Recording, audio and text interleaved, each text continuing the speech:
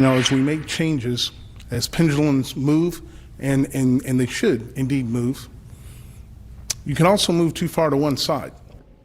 For the first time, Chief Randall Taylor says he does not support giving control of the IMPD oversight board to citizens without police ties. This is a story that you'll only see here on Wish TV. And it comes as a number of large corporations in the city say they do support that measure.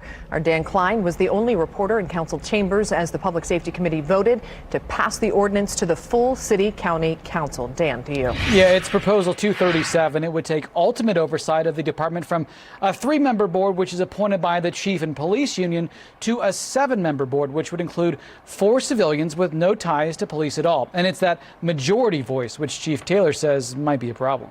Would just prefer it to be majority sworn. Chief Randall Taylor speaking to the City-County Council for the first time Tuesday night about the proposal, which could dramatically change his ultimate oversight. Now, I've only been the chief for just 9 months,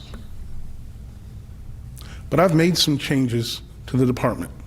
I've worked on transparency. Others more forceful, especially in terms of the makeup of those citizen members, which are barred from being law enforcement officers or immediate family members of officers, while at the same time allowing convicted felons to be chosen. This is just the first chip in an overall effort to defund our police department, or as some would like to say, reimagine it. This proposal is putting convicts over cops and their families. But supporters say otherwise, that this is designed to provide citizen accountability and other perspectives to the process. And those who are selected are required to complete the Citizens Police Academy and have 24 hours of ride-alongs with officers in the first 3 months. This is by no means a takeover or an attempt by this council to police the police, but rather we're opening up the process. We are not defunding anybody. The last budget item I looked at had $7 million more going to the IMPD. The 18 council co-sponsors had important allies. Eli Lilly and Company. Deputy General Counsel for Cummins. Major employers like Lilly, Cummins, Salesforce putting in their support. Part of our core values has been,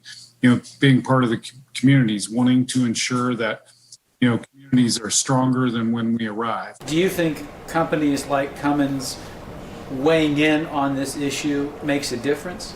I do. When a few companies do, show leadership, others, will come to the table as well.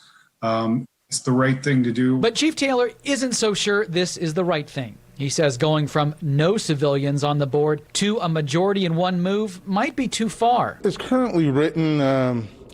I think, like I said, I would prefer us to start a little slower. Still, he says if he doesn't get his way, that's okay too. I'll work with it.